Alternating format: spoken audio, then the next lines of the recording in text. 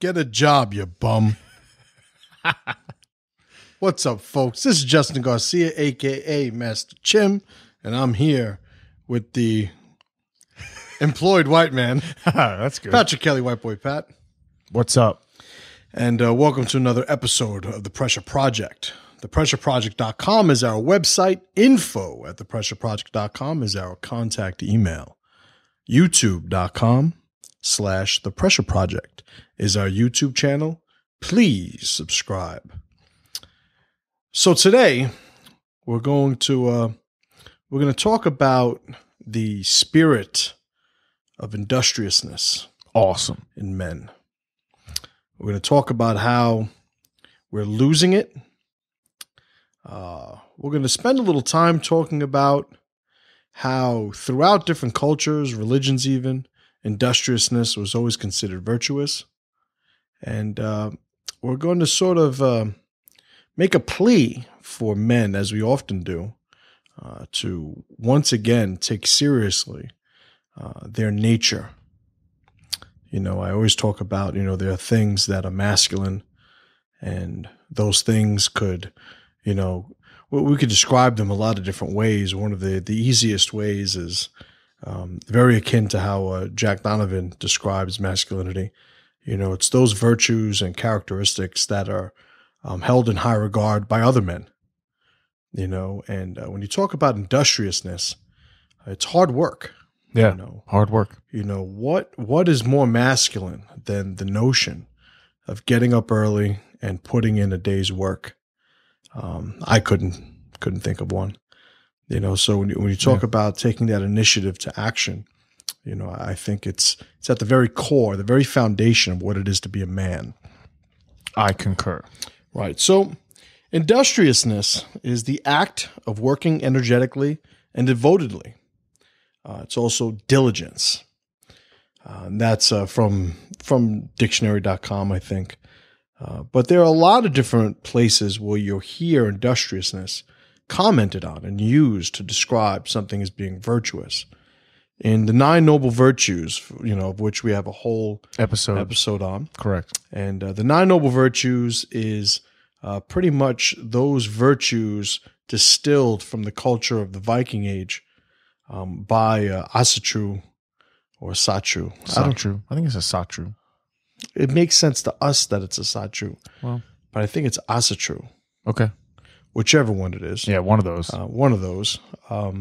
Odinists, yeah, for the most part, sort of distilled these virtues from that era and that culture and came up with these 9 virtues, one of which being industriousness, and they define it as... Which is an awesome episode, by the way. Yes, check that out. Yeah. And a favorite amongst a lot of people. It is. What they say for the 9 Noble Virtues, and speaking from, the sort of first-person narrative of expressing these virtues, for industriousness, the quote is, "I take joy in labor and hold nothing back from the work I do." So here we see that the pleasure, the enjoyment comes from the action. You won't hear them comment on the result. You won't hear them comment on the end of it, because that is, I guess that is the sort of reaping of what you've done, but it's the actual action itself that we speak to when we talk about industriousness. Yeah. All right. So we talk about pressure to power. Pressure to power being, our mantra here, being the formula that we follow when designing our lives as men. Pressure has to do with the everyday struggle, has to do with the line between 2 points. All right. And it's certainly not, the ends justify the means. The means are what make us men. And when you talk about industriousness, how would you ever be able to endure a life of pressure? Yeah. Without such a virtue. 100%. All right. So in the book, Pyramid of Success, and this was written by a Hall of Fame basketball coach, John Wooden. In his Pyramid of Success, the pyramid begins with the building block of industriousness. Legit. Yeah. Right. So somebody who's known as being an incredible leader, a builder of leaders, his UCLA basketball, dynasty is the stuff of legends in the sport world. And I don't think it's any real surprise that a coach like him, a leader like him, favors, industriousness as a quality at the very bottom of building a man. Makes complete sense. Jim Rohn has a quote, and he says, success is nothing more than a few simple disciplines practiced every day. Those of you who don't know who Jim Rohn is the probably my favorite motivational speaker. He's pretty good. He's Not the guy bad. that gets me going more than the rest of them. He once had a young intern working for him by the name of Anthony Robbins. So I've heard of that guy too. Yeah, and Anthony Robbins he's got his own power, but Yeah. Jim Rohn is the man. And when he talks about success is nothing more than a few simple disciplines practiced every day, again, he's not talking about any result. He's not talking about the end game. He's talking about the struggle. He's talking about the line between the 2 points. Yeah. And you'll find that the majority of successful people who are now trying to sort of pass on these universal formulas, to the next generation, this is what they speak about when they speak about industriousness. Correct. They're not talking about, do what you got to do, just get it done, and get the gold. Get the gold. Yeah. So we have a Machiavelli quote: "Make mistakes of ambition and not mistakes of sloth. Develop the strength to do bold things, not the strength to suffer." That's legit. All right. So the only way that you are going to become powerful is by enduring pressure. The only way that you're going to sort of build up a resilience is taking on and combating that pressure. If you are somebody who does not choose to be powerful, you are volunteering, if you will, to be victimized. Correct. You're volunteering to be the nail because you don't think you have the fortitude to be the hammer. Well, I got news for you. The hammer and the nail, they both receive the same amount of impact when they strike each other. That's true. One of them is very much affected more by that strike than the other. So don't think you're going to get away from that impact. You're going to get away from that struggle, that pressure. It's up to you. Are you training to be a hammer or are you training to be a nail? I have another quote from a gentleman and author, Carlos Castaneda. And this is one of my favorite quotes of all time. Yes, it is. All right. So I'm going to read it in my, my warrior quote voice. Legit. Which I really don't think is going to change from this. But, Nice. But let me read this quote. All right. I call this quote "The Spirit of a Warrior," and this is by Carlos Castaneda. "The spirit of a warrior is not geared to indulging and complaining, nor is it geared to winning or losing. The spirit of a warrior is geared only to struggle, and every struggle is a warrior's last battle on earth. Thus, the outcome matters very little to him. In his last battle on earth, a warrior lets his spirit flow free and clear. And as he wages his battle, knowing that his intent is impeccable, a warrior laughs and laughs." So in this quote, Castaneda speaks to the nature of a warrior, the warrior who I will now use as the identity to resemble a powerful man. And he's saying it's in your very nature, this struggle. Yeah. It's in your very nature to pursue this. And when you are pursuing it, that is when you are at one. That's when you are sort of vibrating at the frequency of who you are at the core of your very being. And that is when there is the least amount of conflict. Yeah. That is how you could be a warrior on the battlefield and laugh, because you are where you are supposed to be. Yep. Right where you're supposed to be. Nowhere else. We talk about, take Larry Bird, make him work in a supermarket. How happy would he have been? Take Mike Tyson, that crazy little fucker from Brooklyn, and make him a cab driver. How would that have turned out? He would not be ecstatic. Right? He would not be ecstatic. No, definitely not. So, when you take these people who we recognize as being great, right? You could say that they found and followed their nature completely.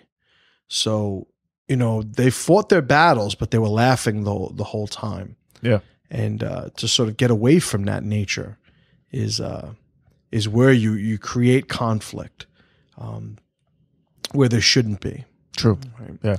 So I always talk about, even the Code of 47, another episode that we have, we talk about, finding, what you love to do and doing it at a level of pressure that you could only endure because you love what you do. Correct. You are following that passion. And we have the naysayers, the negative Nancys. Of course. Yeah, but.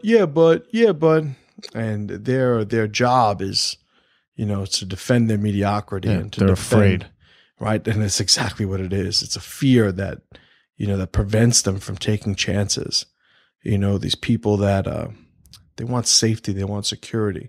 Yeah. And it's a distinction we have to make because we're talking about industriousness. Yeah. So if we're talking about industriousness, then, the argument can be made, well, if a guy gets out and does a safe job and something that doesn't really pressure him too much, but he gets out and off of his ass every day, doesn't that sort of check the box that you're trying to, create? Yeah.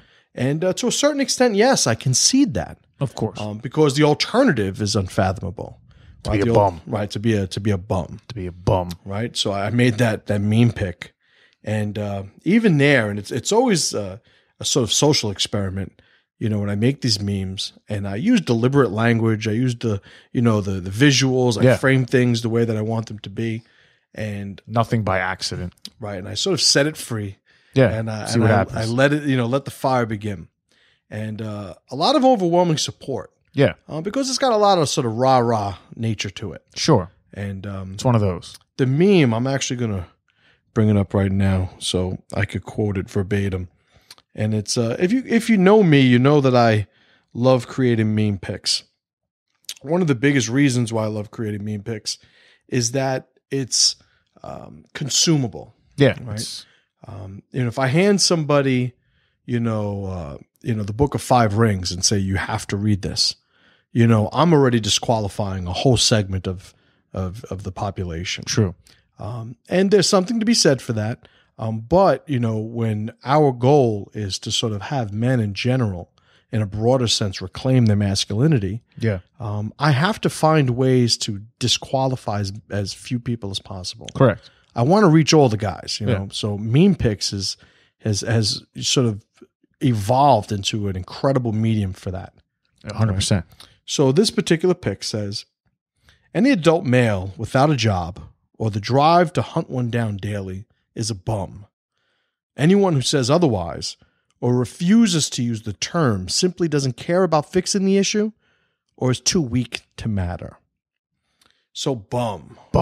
Nobody wants to call somebody a bum. Everybody wants to start finding, those situations where they could excuse themselves from the paradigm that I created with the meme pic. But what it comes down to is, are you a guy that's sitting on his ass and letting others provide for you and yours? Occupationally challenged. Right. So, and, we get into some stats, and when we start talking about the mantelpiece, we'll speak specifically to this. But, when you look at what's been happening to our country, one could argue the world in general, especially Europe, they're going through some shit right now. But when you look what's happening to our country and you compare it to the notion of the American dream, which is once the carrot on everybody's stick. Yeah. You see how the nature, the identity of who we are as American men has been slowly sabotaged and broken down and defeated to the point now where I believe statistically there are more people on some form of assistance Correct. than there are full-time working employees. It's 109 million versus 105 million and change. Right. So now there is some overlap there, and I use that stat in a broader sense just to indicate, what I'm trying to get at. Yeah. Is we're now at a point where the government has sort of moved its way into the home. The government has sort of become a component of the male's identity in this country. And we need to get them out.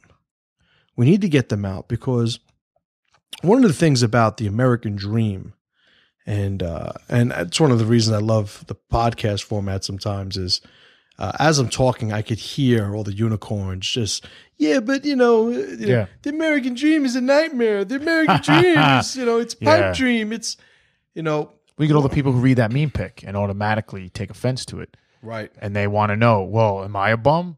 It's like if you had asked my father was dying and I took care of him for 2 years. Am I a bum? It's like, why are you sitting here thinking I'm talking about you? Yeah. It's not all about you, faggotron. How insecure are you? Oh my God. Like I've never seen a picture like that and been like, man, I hope he's not talking about me. Like ever in my life. Like it doesn't make any sense. That's what you get. Yeah. All right. So we got a couple of charts here. Yeah. Not stats. We have charts from which we could derive stats. Yeah. Right. We can extrapolate. We can extrapolate. Extrapolate some stats. So something of an inside joke. I'm throwing you under the bus. It's no problem. I told Pat Pressure to give me to some power. stats. He got me a bunch of charts. And I'm like, okay, so from the charts, they designed the charts from the stats. Yeah. So we could sort of extrapolate the stats once again from 100%. the charts. But these charts are awesome. Feed. Receive. It's right at the top of the page chart. Anyway. So Yes. we have here amongst the many charts, the many colorful charts that I have at my disposal right now. Yes. We have in the 2013 value of major welfare programs in pre-tax wage equivalent dollars. All right, in English, what the hell does that mean?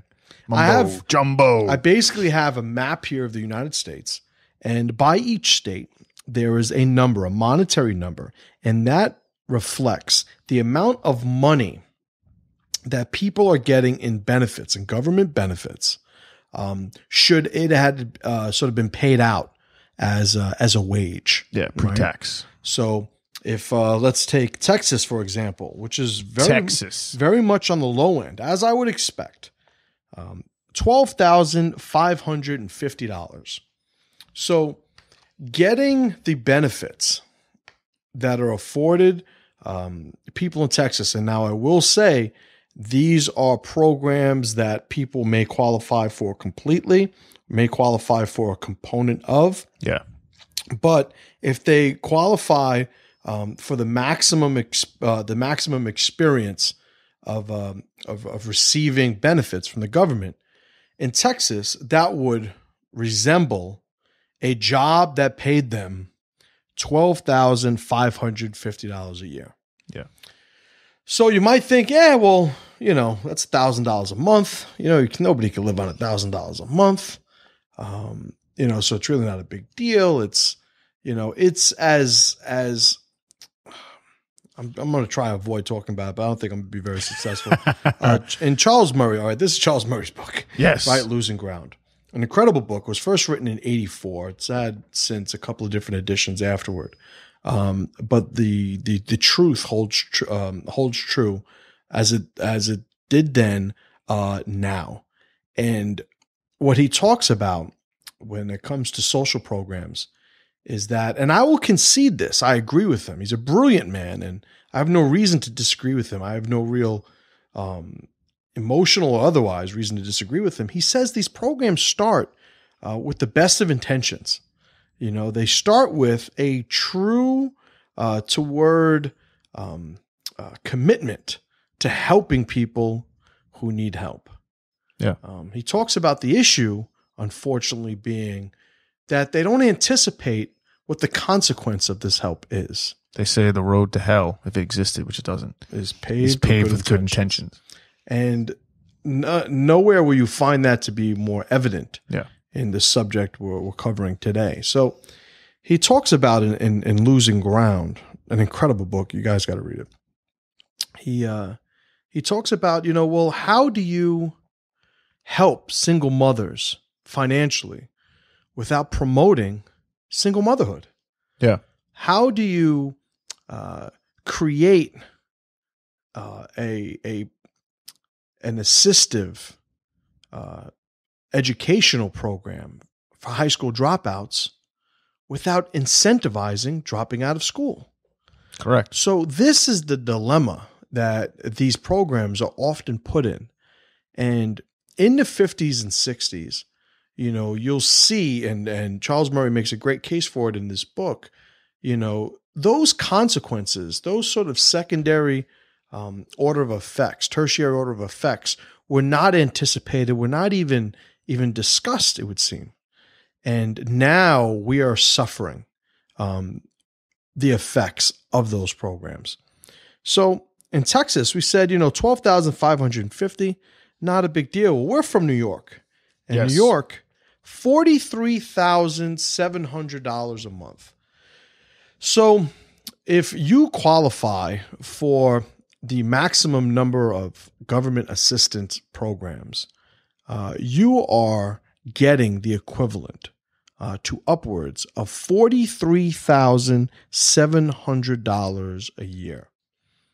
So Charles Murray makes the case in Losing Ground, and it's easy to see this now in real life, how a situation is created culturally where it makes sense to not be industrious. Yeah. You get rewarded for it. Right, because you are now paying people, i.e., putting their survival in line with not being industrious, with not working. Correct. And in the talk that I had with Jared Taylor, incredible talk, by the way. Legit. He talks about how immigrants nowadays are much different from immigrants at the turn of the 20th century. And one of the biggest differences between them is back then there weren't these social programs. So they came here and it was sink or swim. Yeah. They had to work hard. And they had to work hard. There was no alternative. They were running from famine and running from oppression and running from all these different things and coming here having nothing handed to them but the liberty, freedom, and opportunity it comes with being an American. Correct. Nowadays, that's not the case. Nowadays, you have all these social programs that are designed for people who are no longer alive, that are taken advantage of by people who just got here. Correct. And, the whole notion of, somebody, getting, helped by the government to get off their feet is unfortunately a statistical myth. It is. That scenario just doesn't play itself out, at least not to a significant enough degree that it validates, all of the collateral damage created by these programs. Correct. So New York, $43,000. Alaska, $26,000. California, $37,000. We have Montana, $26,000. Florida, $12,000. Hawaii. Yeah. The big boy. $60,000, $60,590. You can get the equivalent of $60,000 in aid as a bum. Yeah, as a bum. So now understand, obviously, in these numbers, what are reflected in these programs are people that are on disability, people that are on, food stamps, some sort of housing assistance, and there are a lot of different programs that equal this. So this isn't a check that's being cut to people at the beginning of the month. Yeah. But it's not far off. No. Because these are things that they no longer have to do for themselves. Correct. Right. So we've spoken about it in a lot of different episodes and a lot of different contexts. But it comes down to, there's a reason why when you go to a national park, they say don't feed the animals. And it's because they'll forget how to feed themselves. Correct. And that is exact human nature. It's animal psychology. Yeah. And it's what we see played out here. And once you feed them once, they're back for more. Well, I have a Nietzsche quote. Oh, that's right. This is from Friedrich Nietzsche. He seems to be an interesting guy. It's my homeboy. Yeah. My homeboy. Nietzsche's my homeboy. Nietzsche's my homeboy. Yeah. And the quote is, beggars should be entirely abolished. Truly, it is annoying to give to them and annoying not to give to them. That's legit. That's just Nietzsche being awesome. Yeah. So another chart we have here, not stats, but we could extrapolate the statistics from this chart. Luckily, it's colorful. It's very colorful. We have a listing from 1950 to 2010 of three main stats. We have out of wedlock births. We have government expenditure per capita on assistance. And we have male employment population ratio. So it's how many kids are being born with non-married parents? How much money is the government spending on helping people through these social programs? And how many men are not working? So what we see is a steady incline of out of wedlock births from 1950 to 2010. 1950, the out of wedlock births, or 1955, we have a stat here, was 185,000 births in the U.S. in 1955. 185,000 births. In 2005, 1.5 million births. Correct. So times 15, right? Yeah. Times 15 from 1955 to 2005. It's like that. Straight up. Government expenditure per capita, $2,012. In 1955, it was about $4,000 a month. In 2010, it is a little over $18,000 a month. More than quadrupled up. Like that. The only thing that went down, which in 1950, we had about an 83%. Yep. 83%. Male employment ratio. That meant that 83% of men in 1950 were employed, all the way down to about 64% in 2010. So the opposite direction. Down. Yeah. Right? Down being bad. So, in this case. So up out of wedlock births, up government expenditure through these social programs, down male employment. And this is at the heart of why we're having this episode. Correct. Men, if you don't work, you're a bum. Yep. You're a bum because working is in your nature. Yeah, but we had one guy, right? The Yebbits. Yeah, but we call them the Yebbits. These are the guys that no matter what you say, no matter how powerful it may be, yeah, but. So one of these Yebbit motherfuckers tells me, yeah, but if you look at who's the guy? Berkshire Hathaway. What? The investment guy, Warren Buffett. Warren Buffett. As I like to say, Warren Buffet. Warren Buffet. So yeah, it's saying, yeah, but if you look at Warren Buffett, he's encouraging men to work because that's how he stays on top of his empire. And when you look at the elite, the financial elite, they want us to be good worker bees and stay in our place. And so fucking what? Oh yeah. It's like, oh, and you got it figured out. So that's right. You should stay on your ass. Don't do anything. That way you'll be a financial elite too, right? No, you idiot.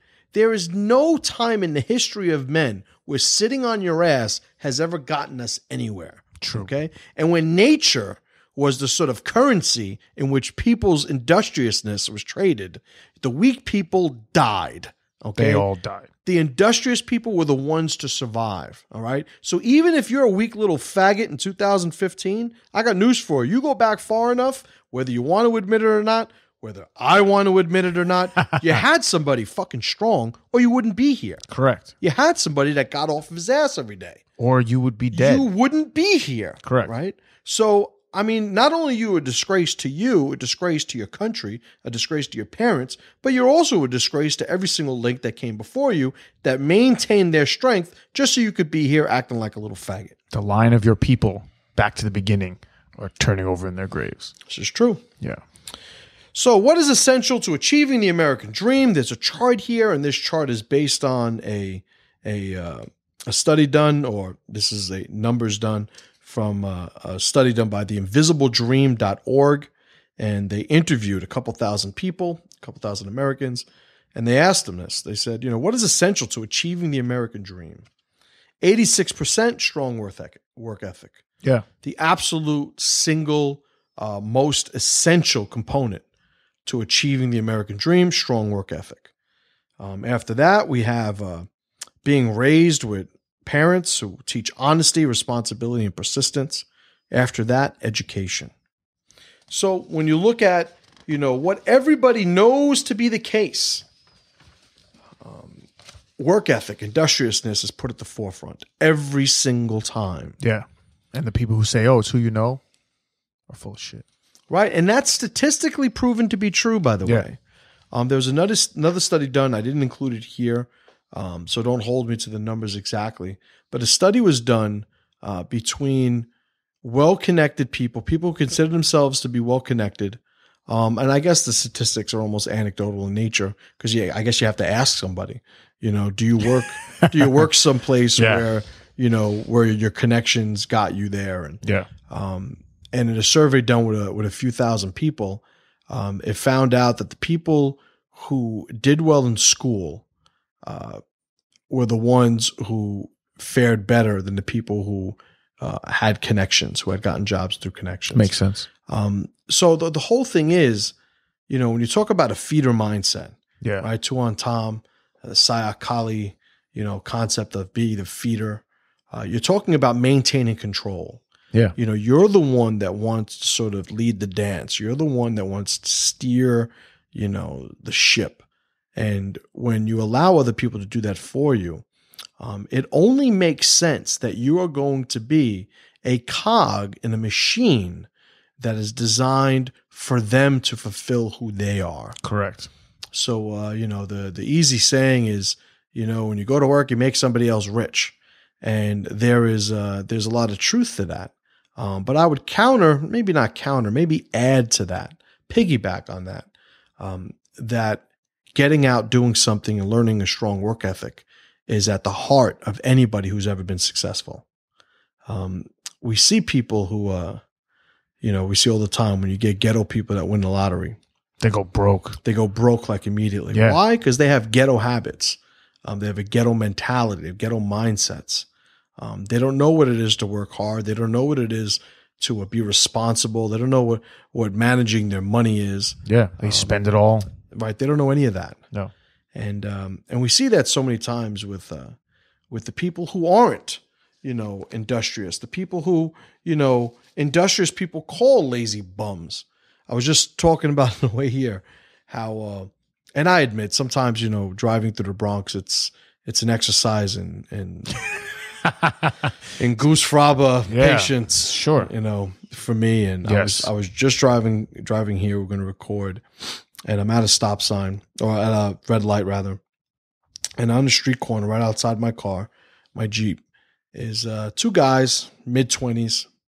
It's a pretty nice day today. It was about 60. So one of them had on a wife beater with a pants hanging off of his ass. The other one had an oversized shirt, pants hanging off of his ass. They were smoking a blunt on the corner. They had their bum outfits on. And mean mugging everybody. Now, they were standing in front of a pretty centrally located sort of like deli that people are going in and out at. Yeah. And this is right on the sort of edge of my neighborhood, which is a pretty good neighborhood. And, these guys don't fit. They don't fit in the neighborhood. Yeah. But they're here in a corner, and I see them basically intimidating people, as they're going out. They're not saying anything. They're not begging. They're not, looking to rob anybody. I'm not saying that. But just their demeanor, their unwillingness to sort of assimilate into the environment that they're in. I waited until one of them made eye contact with me, and I moved my car up real quick, and I rolled down my window. I said, "What the fuck did you say?"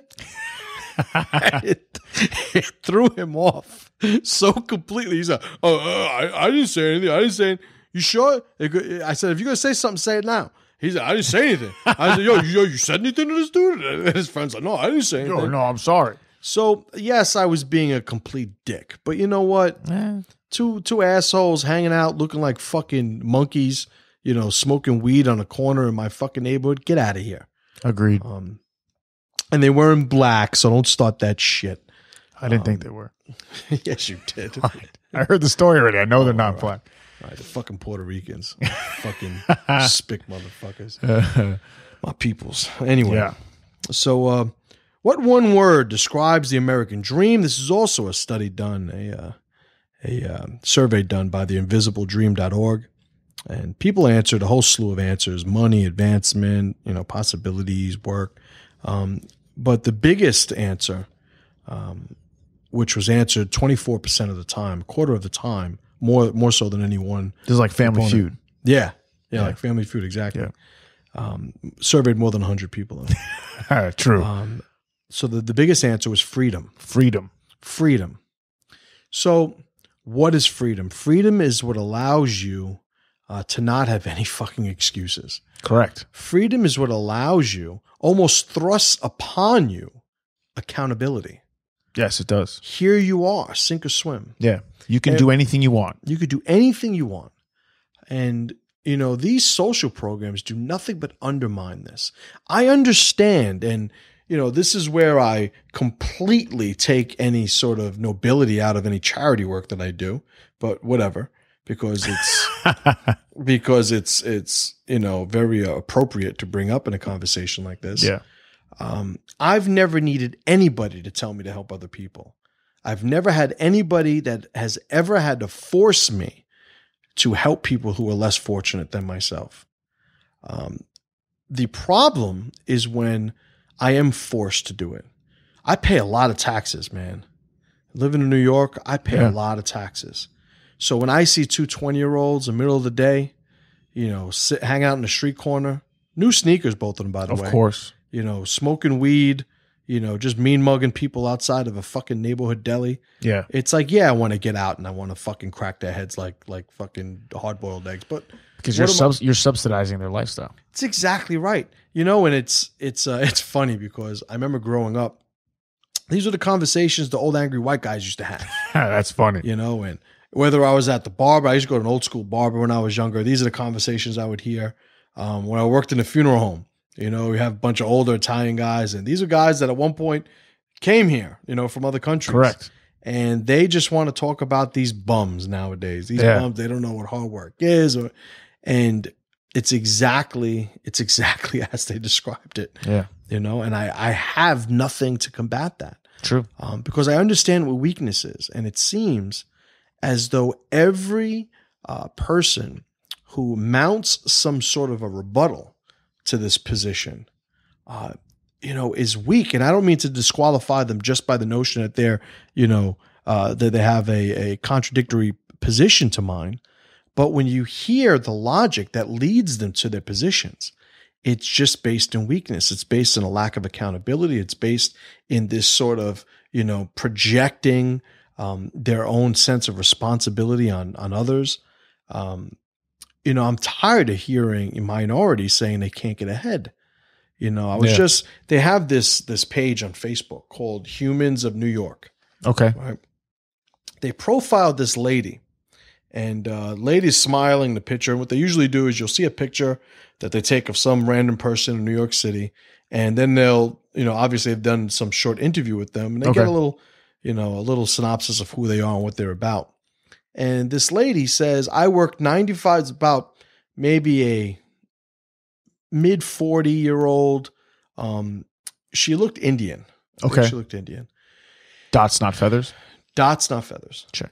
And she said, I work, 95 hours a week. One of my sons just graduated Yale. My other two children are in college. And once they're out, I think I want to go to college too. That's awesome. And it's like she works in a bakery. She leaves the bakery. She goes to a Starbucks. She leaves a Starbucks and she goes somewhere else. I don't know. She probably drives a fucking cab. She's working hard. Yeah. And she says, she goes, one day I want to be a big boss. She goes, I'm a boss at the bakery, but I consider that only a little boss. One day I want to be a big boss. That's awesome. So this lady, you look at her, she wasn't born here. You don't know what the life circumstances are. No. You don't know where her husband is. He probably got hatcheted fucking by a machete in their original country. It's possible. You know, Trampled by I'm an elephant. speculating, making jokes, but Yeah. you know, when you look at her face value, 95 something hours a week, 3 jobs, 3 kids in school, one of them just graduated Yale. It's like it is so hard for me to have any sort of iota of compassion for able-bodied, healthy people who just want to give you excuses instead of productivity. Yeah, it's generation bum. Oh, generation bum. I like it. I like it. So, anywho. Yeah. Losing Ground. Losing Ground, I read it fairly recently, a couple of days ago. And incredible work, a work that's said to have greatly influenced welfare reform. Although Charles Murray would do away with welfare entirely. So it's like one of those, you know, we can't do completely what's right, but let's do a little bit less wrong. Yeah. And as it stands now, you know, these social programs, which I will completely concede were begun with the best of intentions, they are ruining us. They are ruining the very nature of what it is to be a man. And, you know, men's industriousness is what got this country to where it is. If you look at the chart, you know, that chart that we were talking about where out of wedlock births went up. Why? Because women don't need men. Women don't need men. One of the sort of anecdotal observations that he makes in this book is he talks about how there was a time where you would have a man who would work, and he didn't make a lot of money, but he would work hard, and he was able to support his wife and children. Yes. And that gave him joy. That gave him a sense of accomplishment. That gave him pride. That allowed him to sort of check the box of being a man. Well, what happens when the government supplements that income? Yeah, takes that job away. Takes that job away, or says, you know what, we're going to give your wife so much assistance that you are no longer capable of doing more for her than we can. Yeah, we win. So it makes more sense for her to not marry you and receive our assistance than it does to put you in a position to where you are once again being industrious. Correct. And that, if you want to say in a nutshell, is exactly, you know, what these social programs have done. It's removed men from the homes because, you know, you have to make $100,000, or you have to make, more generally speaking, a significant amount of money to just beat what your wife would get or what the mother of your children would get, you know, from the government without you even being there. Yeah.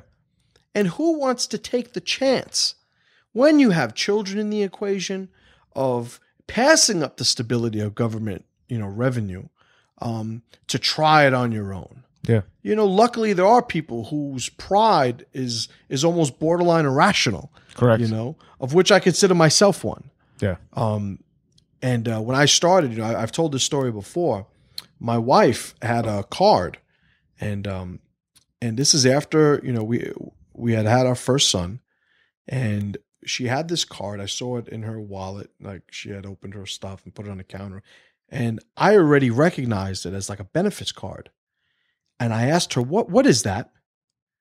And she said, it's how I get groceries. She said, you know, a lady at the hospital just made me fill out this form, and she had no idea what this thing was. Yeah, understood. A lady at the hospital asked me to fill out this form and said I would get money from the government for food, for groceries, just for filling out this form.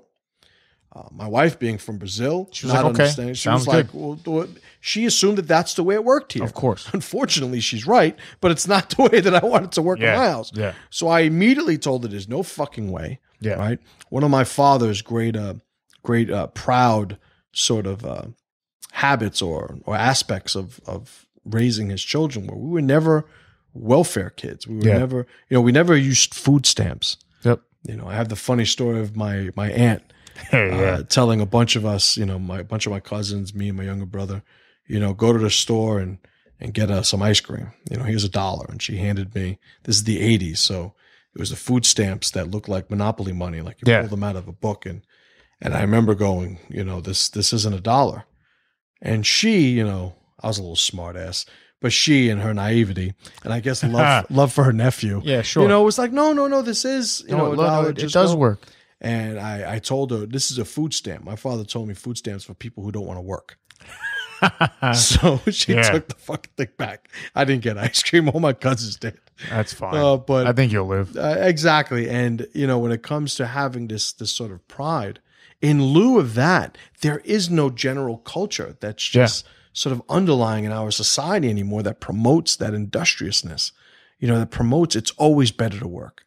I talk about my old boss, Johnny Ritchie is his name, right? Ribostello Funeral Home. It's no longer open, but one of my great mentors growing up, whether he even knows it or not. And he spoke about a guy had come in to pay for a funeral, and he paid for it with, the guy had money in the bank, and during the course of their conversation, the guy was saying, yeah, I got to watch where I go because they're trying to take pictures of me because he was out on disability. He was basically scamming the system. Yep. And, my boss, smiled and was professional. As soon as he left, he sat me down. He was so livid. I guess I got the benefit of him being so frustrated. That's good. Some power. He looked at me. He said, Justin, don't you ever not work. I don't care. You break your back. You find a job that you could do with a broken back. You don't ever sit home like a bum and let the government provide for your family for you. Yeah.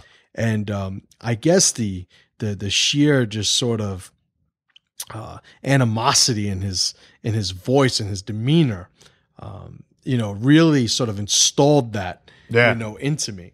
Piggyback that on top of how I was raised and my father's whole thing with being proud, with food stamps. It's like, all right, now disability is even a no-go. It's a powerful sentiment. Absolutely. And, so I was fortunate enough to be surrounded by powerful guys, and at their best a lot of times. So I got to get a lot of lessons that maybe I would have otherwise not been able to be exposed to. All right. Very cool. Awesome book. The statistics in it are sound. The data is from 1950 to 1980. Again, this was published in 84. Yeah. But just a great commentary on what these social programs have done to the culture of the lower class. Why this has created a situation where we have now second, third, fourth generation families living in housing projects, which was never the intention. Yeah. All right. I remember we met with an accountant and did really, really well. Grew up in Edenwald projects in the Bronx. Yeah, he did. And this is, what was he, a Jew? Yeah, he's Jewish. Jew, right? Yeah. And no Jews need more projects in the Bronx anymore. But he was there in the 50s. Yeah, he was. And he said his family lived there for a little less than 10 years, and they moved out, and he's doing very, very well for himself. But that's no longer the case. I know people who I went to school with. I went to middle school with, junior high school. So 8th grade, 13, we're talking, 27, 28 years ago? Yeah. They still live in the projects. That doesn't make any sense. It makes no sense whatsoever when you're looking from the outside in. Of course. When you're on the inside out, that's the norm. Why would you move? Why would I? This is our spot. All my friends are here. Yeah. There is no sort of pressure, no societal pressure to sort of rekindle that pride in who they are. And it's pathetic. I refuse to say it's sad anymore. It's pathetic. Yeah. Because to the point now where, you know what? That mindset is bringing all of us down. It is. Anywho. All right. So we went over the mantelpiece. Pressure player. This is a nice switch because this is a pretty cool dude. This is a guy that I've heard speak. I haven't had the benefit of hearing him speak live, but I've listened to many of his speeches, his motivational pieces online and through products I've purchased before in the past. And, the guy is just, if this guy doesn't make you take your excuses and throw them in the garbage, I don't know who will. Gentleman's name is Sean Stevenson. Now, Sean Stevenson was born with a condition called osteogenesis imperfecta, also known as brittle bone disease. You nailed osteogenesis imperfecta. I know. How do I do that? And that it was brittle. Brittle bone disease. And from the time he was a child, he's broken over 200 bones in his body. Yeah. And if you look at him, he looks like, he's like 2'8", I think he was. Yeah, And, 2'8". His arms are, mouse shaped, and His bones were broken when he was born. right. Like, So, he's been struggling with his condition his entire life. He's in a wheelchair, and, he has the use of his limbs, but very limited range of motion. And, yeah. you look at him and it's like, all right, the guy's deformed. The guy, maybe he's a vegetable. Maybe you look at him and you don't go, this guy, is being in any way, shape, or form a productive member of society. Yeah. He's in some institute somewhere where they study him and feed him. Right. The Spartans would have thrown this guy off the cliff. They would have. You look at him, that's what you think. Yeah. Well, it's a good thing we didn't. True. Right? Yeah. In this case, yes. Not only is he an accomplished motivational speaker, but he is an entrepreneur. He has multiple businesses. Yeah. He's a published author. At one point, he interned for Bill Clinton. He had Tony Robbins, the Tony Robbins, who basically took him under his wing and mentored him, write the foreword in one of his books. So he's managed to sort of network with a who's who in the world of business. He commands 15 to 30 grand a day for a motivational speaking appearance. That's not bad. He was also the subject of a documentary, Yep. 3 Foot Giant. Correct. Married. Yes. Married, got a wife. Yeah. And she's also a motivational speaker. She's also a motivational speaker. And, not a bad looking woman. When somebody looks at him, Sean Stevenson, and you hear he's married, he has to be married to somebody who's, suffering from the same type of conditions. And no, on the contrary, not at all. Regular woman. Yeah. And, they were, I saw them, we'll put the video up of the profile of the two. Yeah, that was good. And as normal a couple as you can get. The guy makes money. The guy goes to work. The guy takes care of business. Yes, they have a sex life. That's and they what he make says. that abundantly adamant in a video. Yeah, almost to because of course he's terrorized by trolls online. And of course, people who stay home with their keyboards and fight wars that they can never fight in the real world. And those guys are great. Yeah, those fucking guys. Yeah. So when you look at Sean Stevenson, he's somebody who is physically incapable of doing almost anything. Correct. Yet has never sat on his ass, has never made an excuse for himself, has never sort of looked at his condition as the free meal ticket that people today use being born in a poor neighborhood for. Yeah. Or being born with a certain color. Right. I'm black. There were slaves hundreds of years ago. So I can't make any money. Can't work. No. People owe me money. Of course. 40 acres and a mule. When are we going to get our reparations? Reparations for what, motherfucker? Yeah. You were not a fucking slave. Agreed. So when you look at a guy like Sean Stevenson, it's like, that's the fucking dude you need to look at. Yeah. It's like, what would he say about that? What do you have as a condition besides maybe being a fucking idiot? But what do you have afflicting you that is so much more significant than what is afflicting a guy like Sean Stevenson that you can't get out and do something? Well, maybe instead of the new Jordans, they should save some money and go see this guy talk. Buy his book at least. Or buy his book. Audio book.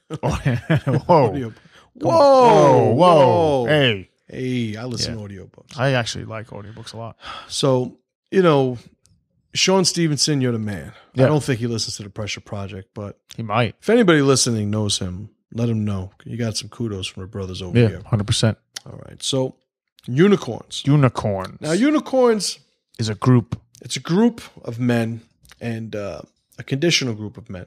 Yes. Stay-at-home dads. Dun, dun, dun. What? So, how dare you? A couple of caveats. A couple. I'm not talking about the men who are running at-home businesses. No. Not talking about the men who work nights and the wife works during the day, so they watch the kids during the day, the wife watches the kids at night. No. I'm talking about men who, contrary to their nature as men, have decided to not make their way in the world, but instead have opted to be the homemaker, the mother to their children, that their wife is no longer able to be. So these are the men that stay home, and their wives are the breadwinners, the sole breadwinners, and they've decided to sort of just relax and enjoy the life that their wife provides for them. So you immediately say, well, what are the exceptions? Well, I don't think there are many, in lieu of the ones that are already mentioned. Well, what if, your wife is a doctor, and you guys have 3 kids and, it just makes more sense for you to stay home and watch them. I'm going to say that if you want to be a man, that's pretty much all the reason you need to not agree to that lifestyle. Yeah. So my point is that you are going to have to sacrifice.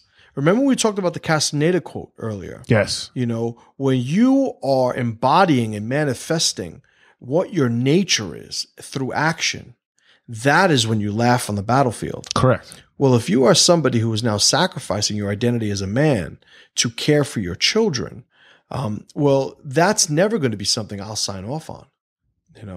I've always said, if you and your wife decide to have children, your wife should make the concerted effort to mother her own children while they are young, because they need to be around her. Correct. There will be a time where you become more significant, more necessary in the development and maturity of your children. And that is not when they're born, right? So if you're a stay-at-home dad, i.e. an unemployed dad, yes, you're a loser. You're a bum. You're a bum. Occupationally challenged, a.k.a. Bum. Bum. So do you know any stay-at-home dads? No. Not off the top of my head, no. I don't. Do you? I do. I know a couple. Like not personally. I might have acquaintances or someone in the past that might have been, but. Right. I know a couple. I know one guy who, his wife works, wife makes a decent living. And like curing cancer? I don't think curing cancer, but. Which they may have cured with AIDS, but we'll talk about that another day. I appreciate you putting that off for a bit. For a bit. So, anyway. This guy, one of the guys I know, cool dude. Wife makes a decent living. But basically I see him enjoying his life. Yeah. Doing what he wants to do. With absolutely no grounded identity in being a man. If he wants to play video games, he plays video games. He wants to go to the gym, he goes to the gym. Interesting. He's got to drop his kids off in the morning. He's got to pick them up. And he does, and then he's got free time. Yeah, he's like a kept man. Yeah, that's interesting. And some guys, think that's cool. Some guys think, and there was a time, I'll admit, when I was much younger, I didn't have a car. Any girlfriend I had a car. She had to drive me around. Yeah. I had this one girlfriend that would make me drive, and I didn't know at the time, but she was embarrassed. She was like, "Hey, you drive." So that's funny. In my loser stage, now mind you, I'm like early 20s at this point, and my ego-filled, identity. I'm like, that's right, because I'm the better driver. She knows. And meanwhile, it's like she doesn't want to see her driving around her boyfriend because he's a loser. That's funny. So all of these things, helped build me into who I am today. But this, another guy I know, he used to work, lost his job, just stopped looking. Yeah. Basically told his wife, no, I'm just going to take care of the kids. They need somebody home when they get back from school, and pretty much threw it on her. Like, yeah, you're going to be the one to do everything now, Yeah. Now what, then I think it played a role in them not having any more children, because it's like, what happens? She stays home now, and what, do you work? Like, will you now, because that would have been funny to see. Would he be the guy that stayed home while his wife was home on maternity leave? With a young child? Like, would he just hang out with them? I don't know. Would he take that as being the impetus for going out and reclaiming his fucking masculinity? Who knows? But stay-at-home dads, I don't care how good or how well you're taking care of your children. Part of being a man is being industrious. Part of being a man is making your way in this world. We have to find a way to laugh on the battlefield, and ignoring our identity and our nature is not part of that. And when you're trying to be a woman by mothering your children, you're messing up. True. 100%. All right, Pat. Yeah. Went over a lot of stuff. A lot of awesome I stuff. think we fleshed out this idea pretty well. I agree. Break it down. Okay, so get a job, you bum. Speaking about the stay-at-home dads, in my situation, my father, he worked extra to enable my mom. We didn't have any money when I was growing up. I never knew that until later because they never really showed that. But my dad worked extra jobs, more hours, was crushing it so that my mom could stay home with me up to a certain point. Then she went back to work, had my sister, same thing. So there was never a moment where it wasn't. Industriousness for him was key. It was something he, instilled in me, and it's a good thing. There was never an excuse of, oh, well, you have to go to work, this and that. No, it was always, okay, here's a new kid, you're home, I'm working. For everyone out there who is stuck in a job that they hate or someone that thinks that they can't find a job, it's all nonsense. Find something that you're interested in, do it. If you are stuck somewhere where you're not interested, find something else. If you think that someone's holding you back or holding you down and every excuse in the world, it's all nonsense. You need to find your path and make it happen.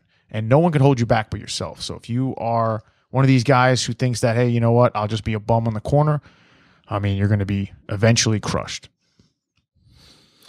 Well said. If you don't have a job, your job is to find a job. If we then say that we should always do any job that we have to the best of our ability, because each job that we do is a reflection of who we are, what our character is, what our makeup is as a man. Even the act of finding a job should reflect that, those elements of your nature. There are always going to be people who want to defend their mediocrity. There are always going to be people who want to sort of make those excuses. They want to stay and play, but they don't want to sort of have to make the team in order to do so. And these people need to be mocked. They need to be ostracized. They need to be isolated. We need to let these men know that they are not one of us. Why? Because a line needs to be drawn in the sand. You are either with us or you are not. And if you are not, there are consequences that come with not being a part of this tribe of men.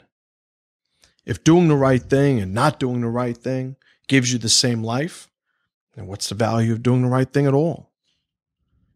We talk about martial arts schools, we're like a family. As soon as you join the school, it's like you're a family. Not my school. My school, you get to hang out with the family. I welcome you into my home, but you're a guest. Maybe in time, you will evolve into becoming a member of the family. But everybody understands there's a difference between somebody who's a guest and somebody who lives here. Thank you, folks, for listening to this episode. Great time researching it, great time talking about it, and we appreciate you guys spending the time with us. ThePressureProject.com is our website. Info@ThePressureProject.com is our contact email. YouTube.com/ThePressureProject is our YouTube channel. Make sure you subscribe. Reminder, pretty soon we're going to be changing the format of the podcast to a paid membership model. You're still going to get every episode of the podcast for free. We're just going to add some bonuses, bonus videos, interviews, commentaries to the member site. And we're going to be archiving older episodes. We come out with so much content that it's starting to make sense that this is what we need to do. We have a lot of goals, a lot of things we want to do on our mission. And monetizing the site is a significant but very necessary step, in that evolution and that process. We wouldn't have gotten here without you guys. And we know that that's going to continue being the condition by which we succeed. Again, thank you folks for listening. We look forward to speaking to you on the next episode. And as always, brothers, pressure to power.